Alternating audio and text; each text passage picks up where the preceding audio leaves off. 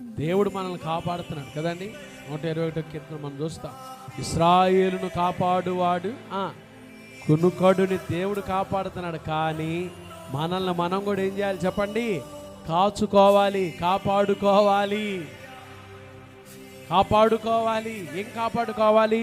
చెడ్డ మాటలు పలుకకుండా నీ నాలుక.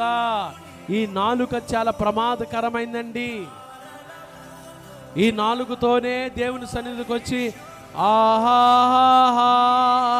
హల్లెలూయా అని స్తుతిస్తాం. ఈ నాలుగుతోనే దేవుని బిడ్డలను దూషిస్తాం. దేవుడు వింటాడండి ఆ మాట. దేవుడు వింటాడండి.